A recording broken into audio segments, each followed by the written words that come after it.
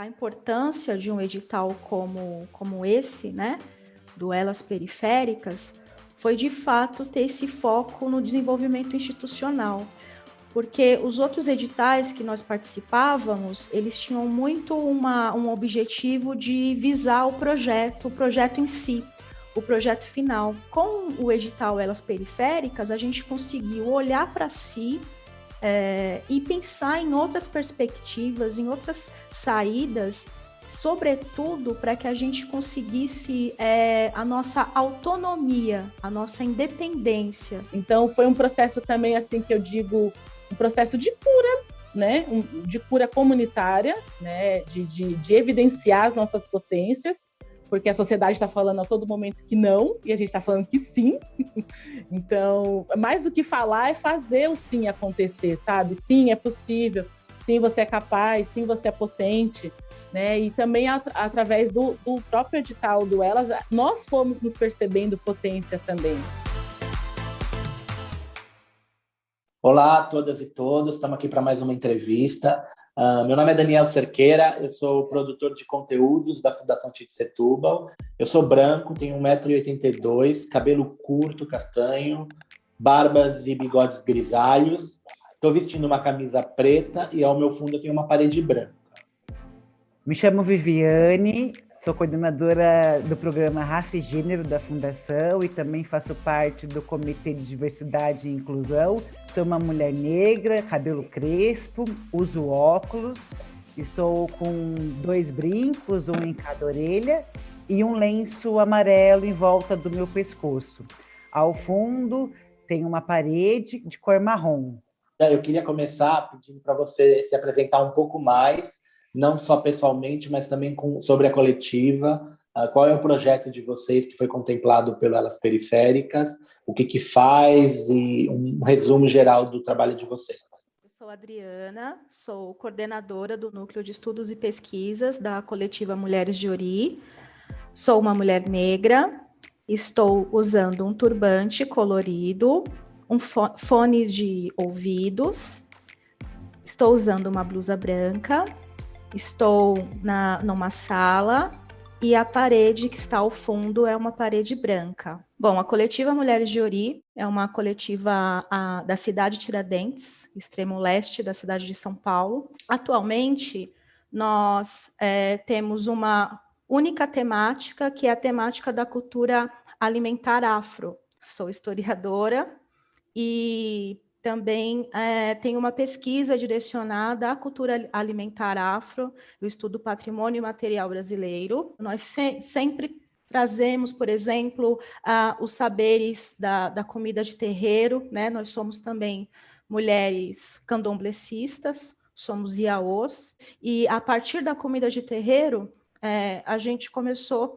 a abordar, por exemplo, questões sobre o racismo estrutural, o lugar, qual é o lugar e o papel das mulheres na cozinha, né? Porque é um lugar pejorativo, um lugar de exploração, mas também, se a gente retoma, as primeiras empreendedoras desse país foram mulheres negras, negras de tabuleiro, baianas de acarajé, e assim surgiu o Afrochef, que é o projeto que nós fomos contempladas no Elas Periféricas, na 2ª edição. Então, a gente vem ressignificar esse lugar e também mostrar no curso, indicar caminhos para as mulheres que queiram ingressar na carreira gastronômica, que é um mercado extremamente racista, que é dominado por chefes homens brancos e que existem muito poucos chefes negros, sobretudo mulheres. Me chamo Bárbara Terra, sou matriz gestora e idealizadora da rede Nós por Nós, que é uma rede de articulação e desenvolvimento de negócios e pessoas periféricas. Sou uma mulher negra também, estou com uma trança nagô, enraizada, estou também com um encharpe colorido, estou toda de branco. No meu fundo tem acessórios, artigos africanos e roupas da minha marca Nós por Nós. Eu tenho 29 anos, desde os meus 14 anos eu sou ativista cultural aqui no território do Grajaú, extremo sul de São Paulo. Muitas das coisas que eu aprendi foi aqui no território, não sou uma pessoa acadêmica. No ano de 2016 surge a Rede Nós por Nós, né, com a ideia de pensar como a gente poderia reorganizar o que a gente já vinha fazendo, né, mas como se reorganizar no sentido econômico também, olhar para a economia de uma maneira mais afetuosa, né, trocar a competição que existe no mundo capitalista pela cooperação comunitária. A partir disso, nós iniciamos feiras culturais, né, aqui na Quebradas Itinerante, e a partir do ano de 2019, a gente vem com o programa Consoma, que foi o projeto que nós escrevemos para o edital Elas Periféricas, né, e foi muito importante para a gente, porque faltava algumas bases, né, e quando nós entramos no edital Elas Periféricas, a gente estendeu isso para outros territórios, então a gente fez conexões com outras manas, de outras coletivas, de outras quebradas, entendendo a realidade delas também, né, e via o quanto de semelhança tinha, né? Pensando na trajetória de vocês na segunda edição do Elas Periféricas, o que foi mais marcante e como que você percebe o papel das mulheres no desenvolvimento do território, da localidade onde essas mulheres vivem? O edital Elas Periféricas foi um marco para a coletiva Mulheres de Ori, no sentido da gente pensar quais eram os nossos propósitos e as nossas metas para o futuro, né? Então, as mentorias, elas foram algo que destacaram muito para a coletiva, e a gente amadureceu muito a ideia. Hoje, nós já chamamos de Instituto Mulheres de Ori, já buscamos a formalização, e o passo importantíssimo que a gente deu é compreender que todos os projetos que nós vínhamos realizando desde 2012, eles de fato estavam todos ligados à cultura alimentar afro. E eu acho que um cuidado que eu nunca tinha visto em outros editais, em outras organizações, foram dois, na verdade. Foi o cuidado, né, que a gente recebeu ao longo, a humanização que a gente recebeu, né, com a conexão com Elas Periféricas. Eu me senti parte, de fato, disso, e no cuidado da saúde mental, né, porque rolaram encontros.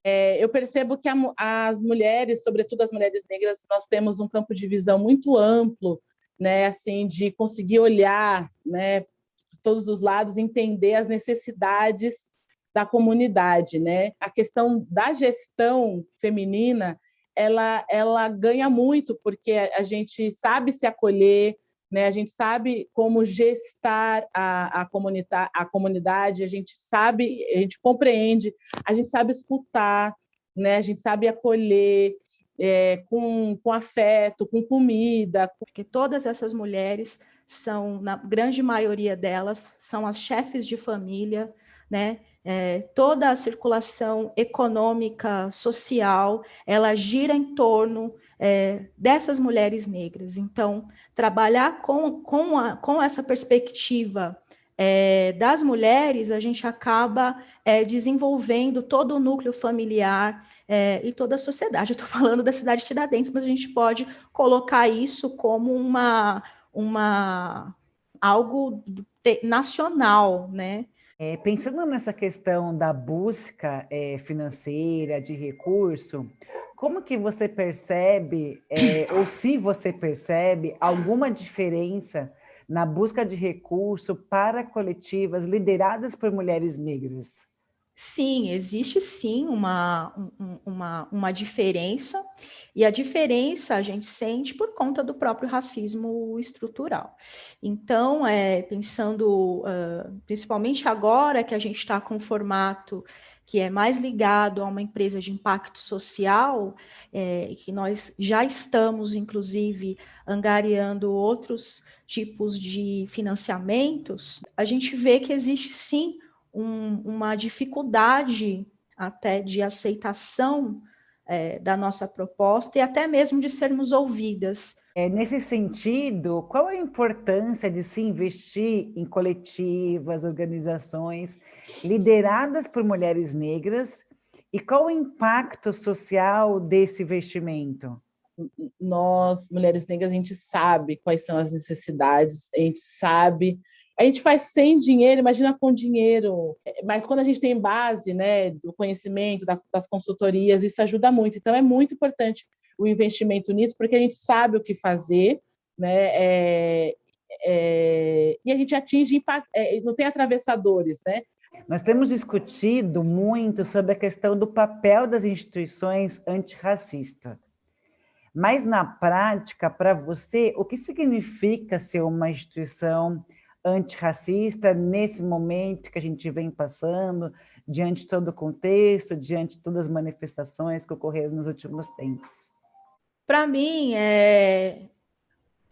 uma instituição, ela de fato é antirracista quando ela tem na sua equipe pessoas negras no espaço de decisão e quando ela incentiva também e investe em projetos com essa perspectiva de alavancar essas lideranças. Eu acho que também o que falta muito nas instituições é espaços de poder, né? Porque quando a gente vai pensar em grandes instituições, sim, eles buscam essa diversidade, né? Tem algumas que buscam, eu vejo isso, mas muito no superficial. Só que nas estruturas mesmo de poder não tem as pessoas pretas lá. Se a gente falar aqui diretamente para o investimento social privado, quando ele for montar um edital específico para mulheres negras, o que ele deve levar em consideração? Pensar mais em qualidade de ensino, pensar mais a questão da educação financeira, saúde mental, eu acho que é importante.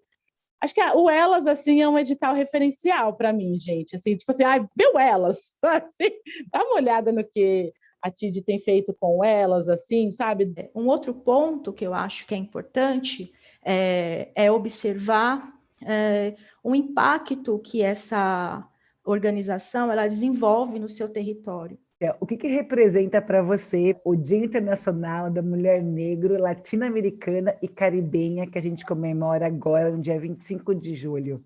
Esse dia, ele marca assim, que estamos vivas, que somos potência, que estamos na luta, né? Estamos vivas.